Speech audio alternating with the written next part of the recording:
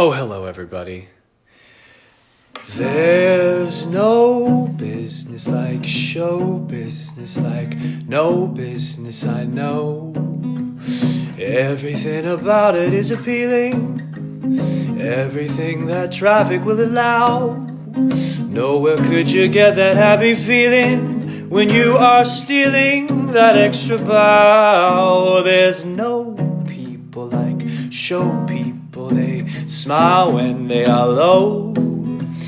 Even with a turkey that you know will fold, you may be stranded out in the cold. Still you wouldn't change it for a sack of gold. Let's go on with the show. Let's go on with the show.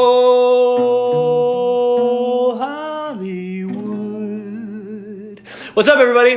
Darren, Criss here. I spontaneously decided to do this. Thank you so much, everybody, for watching Hollywood. I'm going to bring in a buddy of mine in just a few minutes, but I just wanted to have some time with you out there to say thank you for watching the show.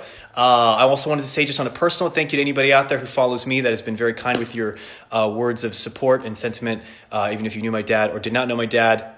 Just saying and sharing stories with me has been a very nice, wonderful source of support. So thank you so much. It's a very sweet thing for all of you to do around the world. But enough about me. Let's talk about Hollywood. Again, thank you for watching the show, for taking the time. It's only 7-8 episodes, so people have been binging it, have been talking about it. Thank you for sharing with your friends and for sharing your thoughts with us. It's been really exciting, and we've been really happy that you guys have been as excited about watching it as we were making it. So speaking of making it, I just wanted to share some words, some stories that I wanted to clear the air about. Whether you are an intense fan of the show or me or any other people in the show or not, there has been pictures floating around of me with a little mustache.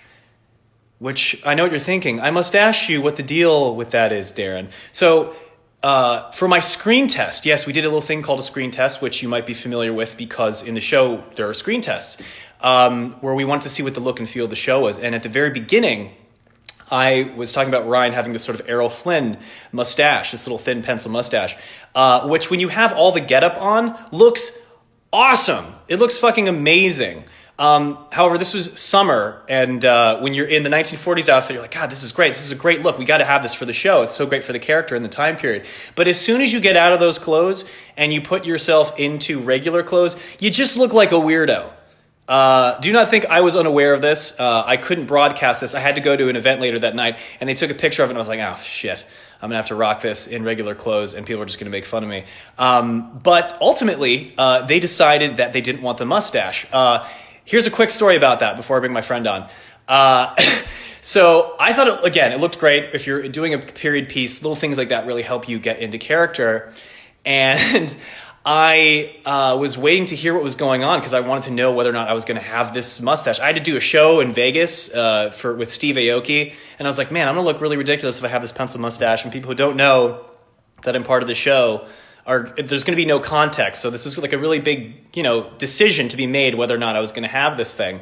And I was told that the algorithm decided against it, which made me go, wait a second. So is there just like this almighty Oz-like algorithm, like the holy algorithm of Netflix? There's like a bunch of monks, worshiping it in the middle of the Netflix building, like a glowing giant N that just says yes or no to like things. Should it have sparkles in it? Yes, the algorithm is pleased with sparkles. Darren, Criss has a little pencil mustache. We think it looks really great for the period. Oh great mighty algorithm, shall we have it? No, the algorithm is displeased with his mustache.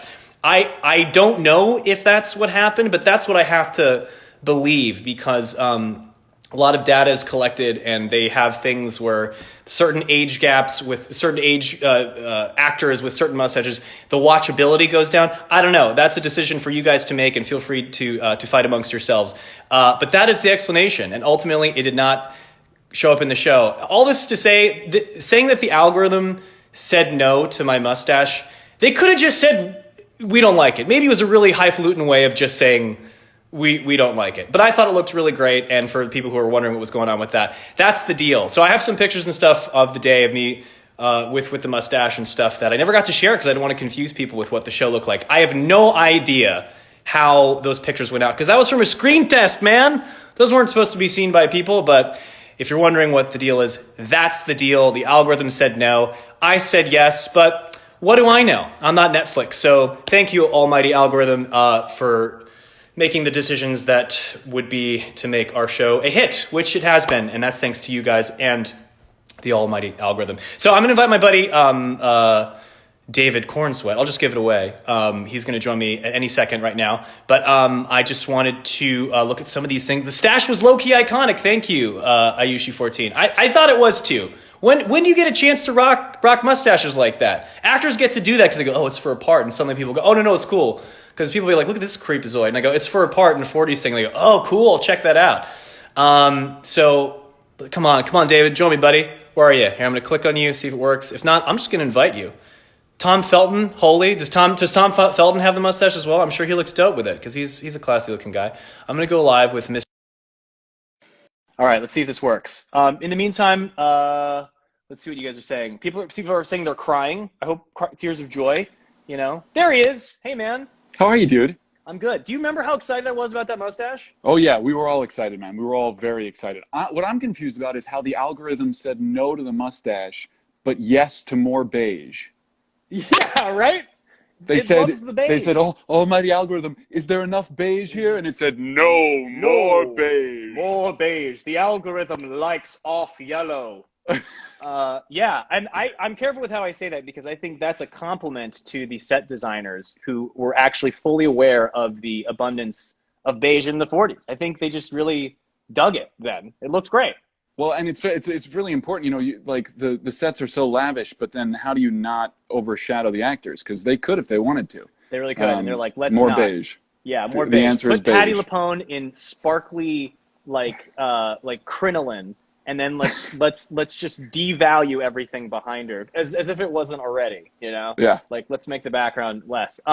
David, what are your thoughts on your look for the show? Because, by the way, we had met before, but that was the day that I got to kind of meet you on set, and I was very excited. It was a very exciting day for me because I got to watch you do your thing in the character, in the accent, and in the outfit. Did you have any opinions of what your look should be for this show? No, I have very few opinions most of the time. I just like to roll with what's thrown at me. I mean, the easy thing was, most of it was like I got to cut my hair finally the length that I normally would keep it. It was like this long before, and I had never had it that long before, so I was ready to cut it. I ran into Michelle, the key hair stylist on the show, and before we started the show, and she handed me a photo of Marlon Brando with very short hair, and I said, "Am I going to get to cut my hair short?" And she said, "Yeah," and I was like, "Can we do it now?" And so we literally walked over to the trailer and she cut it right then. So you usually rock long hair because I see you got a little bun. This is my normal hair. This is what I no. Like. So I don't. All my life I never had long hair until The Politician and after The Politician.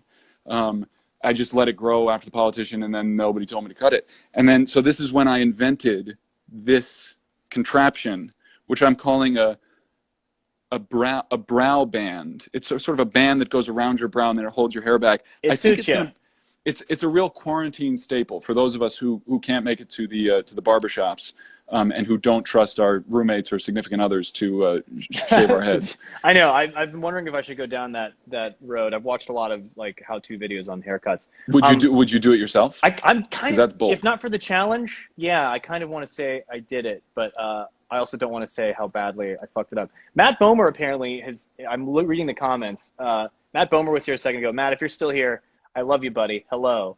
Feel free to kick me out and bring him in, man. Matt Bomer.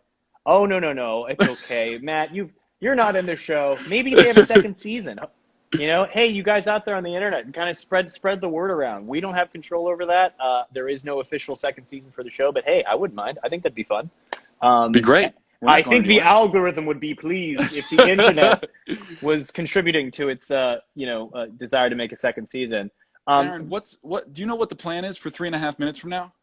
The 3.5 minutes mark is an important thing to bring up because we are going to go on sorry, Instagram gods. We're migrating over to Twitterland for some of you kids. That might sound like an old-fashioned social media service, but we're going to be watching episodes 3 and 4 of Hollywood, and we're going to be live tweeting that because as much as I'd love to live stream, we want to watch and engage and like answer questions while people are watching those 2 episodes because we had fun doing it just a few days ago. In the next 4 minutes, do you want to do dramatic mid-Atlantic readings of some of these comments? Because I read, yes, 100% yes. I read one that someone said to you, David, I wish you would take me to Dreamland. That's great. Do I just have to pick one, or will you throw one up for me? Oh, I don't know. You just have to keep going. People are going to watch it. Are you going to be watching it for real this time? Was what someone said. Darren will be ignoring me like last time. Oh, David, you know I could never really ignore it. This isn't really mid-Atlantic. This is just more like melodrama 40s accent. You know, okay. So I mean, but that's more fun than otherwise. It would just be Ryan Murphy is the algorithm. That would be mid-Atlantic. Exactly. It's not as fun. Yeah. David, you are the most hilarious man on social media. I don't know why I'm going for like frail damsel. It's a trope. It's a trope. Yeah, it works. I know. Bring in Miss Kincaid, says Hollywood Netflix. That's understandable. And I absolutely believe that. Yeah, Miss Kincaid. My God, people I know, my family's watching this. This is weird. Oh God, you be careful. Well, hey, you get naked and not have all kinds of sexy time in the show. So I was about to say, don't say anything dirty. I won't. I'm just letting them know what they're in for. If they haven't watched the show, this Instagram is just it's child's play compared to that. Oh yeah. We got 3 minutes left. David? Tell you what. Okay. Let me ask you this: are you queued up and ready to go? Are you ready to hit play? Because I'm starting at 5. Because the other night you were behind. I was behind. I know. And I'm not interested in this delay thing anymore. I want you on top of some stuff. Okay, I will be on it. So I'll do my best. So I'm going to give everybody enough time to get out of here, get their Netflix started up. If you've already seen it, maybe you want to watch again. Or more importantly, if you haven't seen it and know somebody that hasn't and you want to see their reactions, maybe film their reactions to some of the things that you think are pretty racy. Share that with us and to share your thoughts. But we're trying to get more people to watch the show. So help us out. The challenge for tonight, because the episode is particularly salacious, is watch with a loved one, mom, dad, roommate, somebody who you're quarantined with, who hasn't watched the show yet. Sit them down and if you dare. Yeah, put your friendship to the test. Put your and it's confirmed. My mom commented, "Moms love Hollywood," so get your moms watching. Yeah, Moms Love Hollywood. I want to start. Is that an official hashtag? I'm trying to make it a thing, but I don't know. It's all right. You might as well. I mean, dads love Hollywood, brothers, sisters love. Everybody loves Hollywood. Any version of people loving Hollywood is a good thing. All right, we're gonna leave you guys. All right, we're 20 seconds away. Joining us. 20 seconds away. We'll see you guys out there. On Twitter. Bye. # Hollywood Netflix.